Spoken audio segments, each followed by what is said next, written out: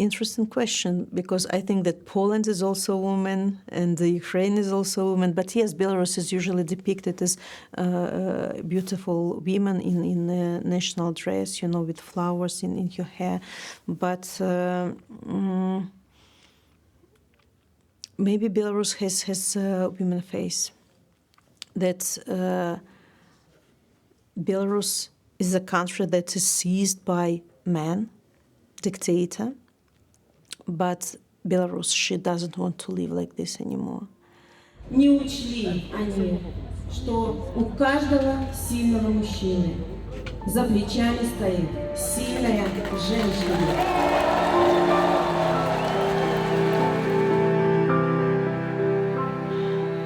I never thought that I'm not ready to fight. Sometimes I think that I don't have enough strength to continue, because it's a really difficult fight, difficult for years, not only physically but moreover morally, because every day you are waking up with these thoughts about political prisoners.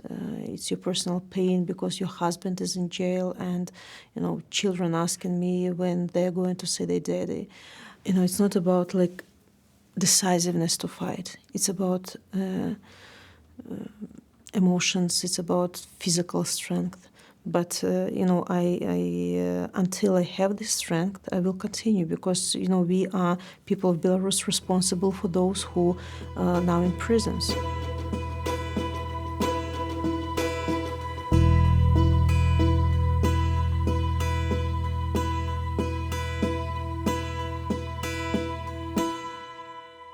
I was forced to live by KGB.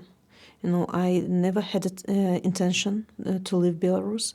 And possibly you know my story, that my husband was detained. I went instead of him to presidential election, and according to alternative polls, I won these elections, and elections were fraudulent.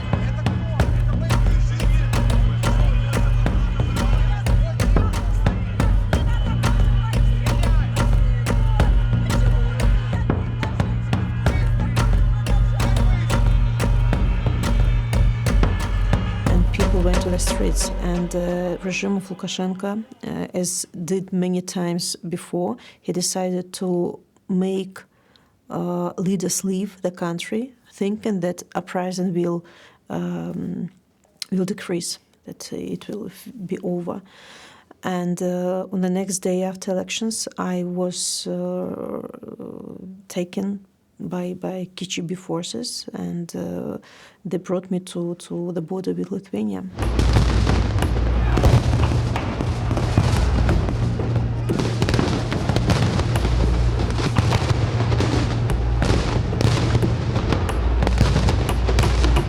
This 4.5 years since the day of his detention, I talked to him just once in September 2020, 4 years ago.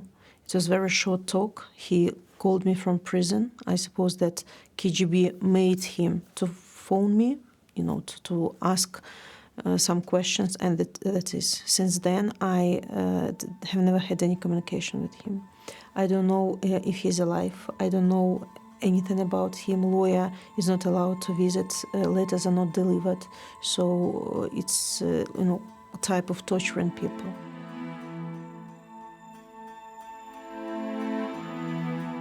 It was evolution of storytelling, because at the beginning, when in 2020, even 2021, we all believed that it will be fast, that it will return home. And for my children, their dad was in business trip.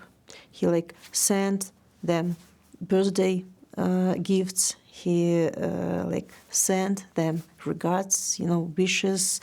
And but when time flew, I decided to tell them the truth, that their dad is in prison, why he's in prison, that he's not criminal, he's honest person who just dared to challenge the regime. He did it for your future.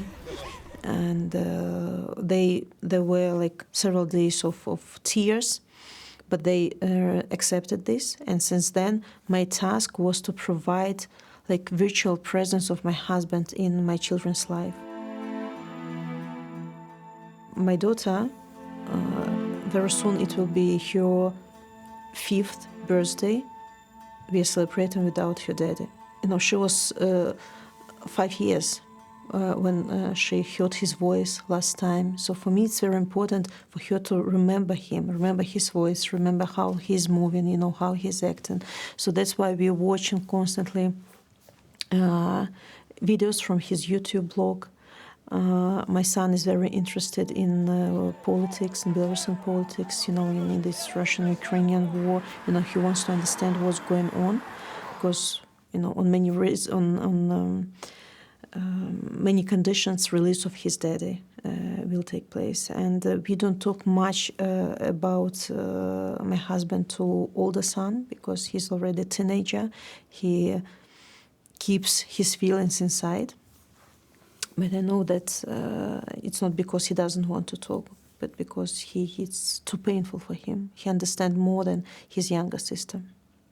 Я Сергей Тихановский. Я получил 30 суток за участие в митингах в защиту независимости и суверенитета Беларуси. And actually, when my daughter is writing letters to her daddy, I ask her to draw, beautiful different colors, because they explain what prison is, what the place is, that everything is dull, gray. Your daddy hasn't seen sky for many years. He's kept in full isolation for all this time. And sometimes, children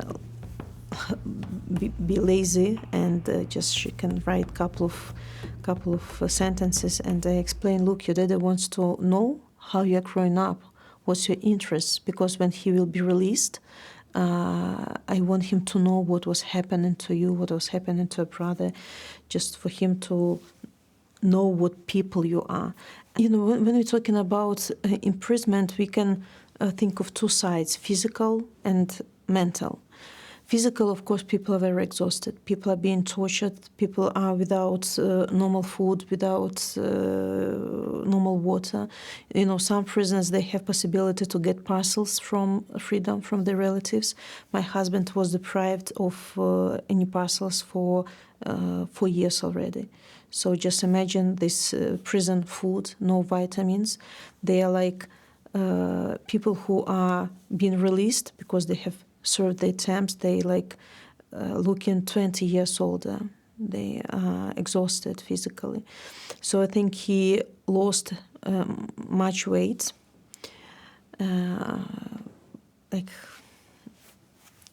I think that they all have problems with the teeth, with eyes. And they very often they put in punishment cells, and they don't have no pillows, no blankets, nothing, like sleep on bare beds, cold, iron ones. As for mental side,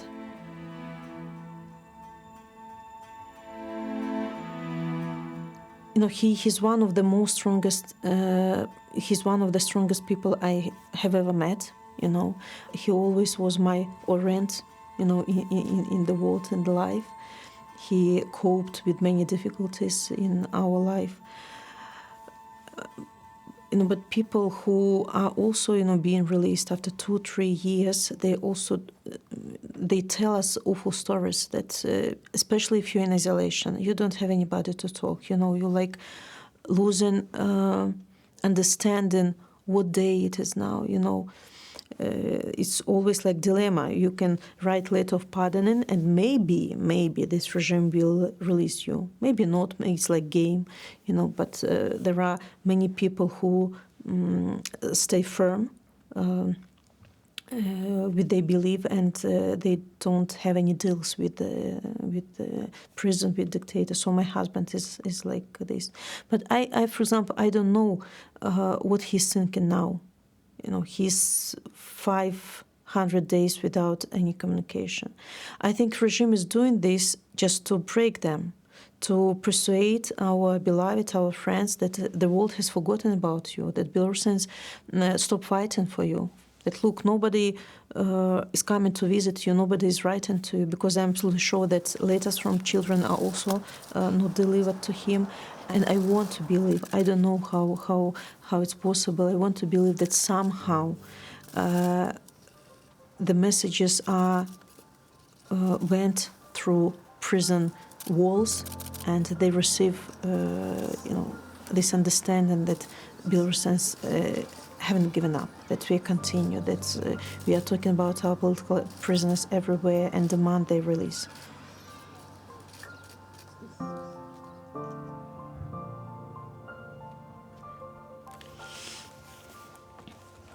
And this portrait doesn't have only like symbolic meaning that, oh, it's my husband.